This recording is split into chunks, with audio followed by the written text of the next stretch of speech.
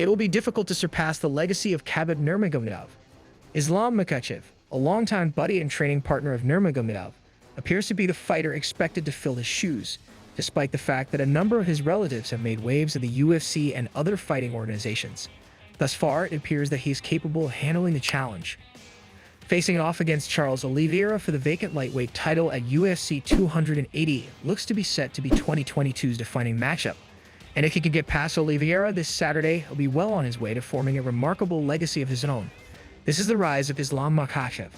Born in Makhachev in 1991, Islam's early life saw him grow up in the remote village of Burshi, where he was never too far from getting involved in street fights during his youth. The locals in his village saw him as weak because of the fact that he had left the city of his birth.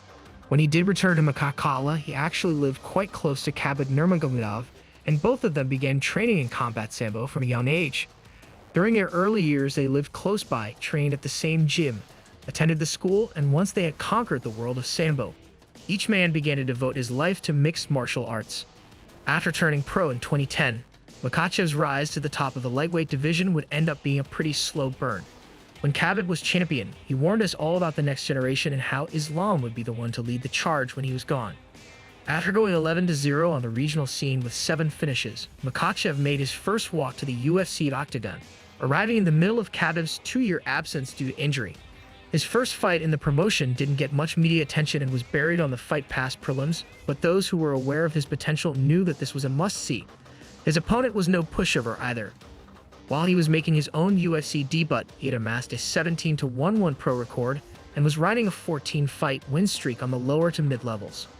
Makachev at 23 was still expected to have some excellent wrestling and grappling skills as a foundation, but in this fight, we got to see some clean striking from Islam. When the opportunities came, he would often find his way to the clinch or go for the takedown. Makachev definitely showed himself to be willing to trade on the feet as well.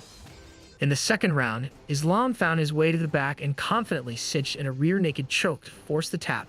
It was a strong debut, but all of the positive momentum he had built up would unfortunately come crashing down the next time around. His second walk to the octagon came in October of 2015 and saw him take on the 34-fight veteran Adriano Martins, someone whose most notable moment during that time came against Donald Cerrone, where he was knocked out with a head kick the previous year. But sometimes, all it takes is one solid punch to ruin our expectations, and for Martins, a perfectly timed right hand caught Islam as he moved in, finishing the fight before the 2-minute mark. It was a very impressive win for Adriano Martins and for the young Islam Makachev. A true learning experience. Looking back on it, it was clear that he was a bit reckless during the fight, a mistake which cost him his perfect record. This was the first loss of his career, and of course, the only time he has been finished as a pro fighter. Over the next 7 years, he would never lose another fight. Rebounding from a brutal knockout can sometimes be difficult for a young prospect, and for Islam Makachev, he decided that caution and patience were his best options moving forward. Back-to-back decision victories over Chris Wade and Nick Lentz did a good job at restoring our faith in his potential. The Wade fight was a good, solid win that wasn't too flashy or even too dominant, but shortly after, with his name firmly back in the win column, Makachev put in a very strong showing against Nick Lentz, dominating the veteran over 3 rounds to score the unanimous decision. A year-long layoff would follow, and Islam was booked to take on a name that was all too familiar to Team Khabib. Gleison Tibau had given Khabib one of his toughest challenges during his initial rise, with his strong upper body strength and wrestling chops proving to be a difficult matchup for the Eagle's own skills. And although Makachev was taking on an older version of Gleison Tibau, he still managed to put on an impressive performance, knocking him out in just 57 seconds. It was around this point that the hype train started to pick up some steam. It had been over 2 years since his loss to Adriano Martins, and Islam's next victory, a first-round armbar against Kajim Johnson, showcased a fighter who was entering his prime.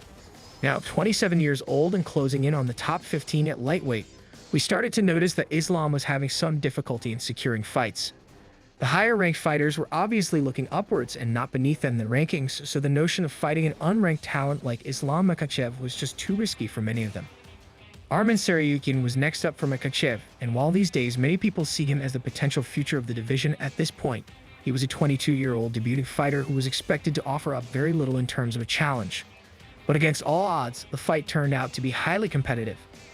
The level of wrestling on display here was pretty staggering. Sure, Makachev had a clear edge, but his opponent was proving that he was well worth keeping an eye on. After this bout, Makachev would then defeat Davy Ramos in a comfortable performance over 3 rounds. People were definitely on board with the hype train at this point in time, but Khabib was still considered to be the more popular attraction. Islam had only gotten 2 finishes in the 6 fights that led up to this point, but after an 18-month layoff due to various issues, the next chapter of Islam Makhachev's career is where we would start to see him truly break into the upper levels at 155. After failing to put together a bout with Rafael dos Anjos on 2 occasions, Islam's next opponent would instead be Drew Dober, the hard-nosed veteran who had taken home 3 straight finishes, making this one of the biggest tests of his career. And once the fight got underway, Islam wasted no time in getting his opponent to the ground, controlling Dober for the majority of the fight while always looking for the finish. This appeared to be a Makachev who was more dangerous and more willing to sacrifice control in favor of a potential finish. And in the 3rd round, he was able to secure a submission, an arm triangle that brought his pro record to 19-1 and his streak of victories to 7. After that, Makachev got his first call to headline a fight night event, with Thiago Moises as his opponent. And just like Dober before him, this fight was once again a dominant showing from Islam. We caught a glimpse of his improved striking skills, and he showcased a level of comfort there while outpointing Moises in rounds 1, 2, and 3 before then taking over in the 4th. And had taken our real top 10 challenger, but it was clear that Islam Makachev was ready for a step up in competition. The UFC for a 3rd time attempted to set up the fight with Rafael dos Anjos, but unfortunately, fell through again, with RDA pulling out due to injury.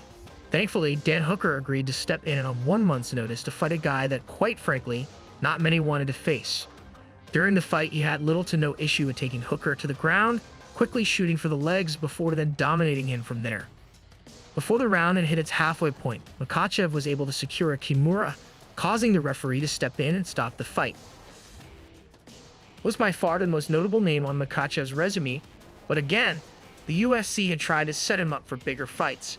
In February of 2022, the UFC finally decided to give Islam the top 5 test he was ready for, signing a bout between him and Beneil Dariush, a very competent wrestler and grappler who was fresh off a dominant victory over the former interim champion Tony Ferguson. Unfortunately, bad luck would strip Makachev of his opportunity to score a huge victory, this time due to an ankle injury sustained by Dariush. So instead of the elite ranking that his original opponent had, Makachev would instead take on the unranked Bobby Green. Sure, it was admirable for Bobby Green to step up and take the fight, but it wasn't even remotely competitive. The two fought in a catchweight bout at 160 pounds, and Islam essentially ran through Bobby Green, completely shutting down his offense before finishing him less than 4 minutes in. And that brings us to the present day. Now sitting at a strong 22-1, Islam still hasn't faced off against a true member of the lightweight elite. But after scoring 10 straight wins inside the octagon, the numbers eventually proved to be too much for Dana to ignore, and so the fight with Charles Oliveira was set up. These are 2 of the best fighters in the sport today, and thankfully, we won't have to wait long to see how they match up. As always, if you guys enjoyed the video, please be sure to let me know by leaving a like and subscribing to our channel. Apart from that, thanks so much for watching, and we'll see you on the next one.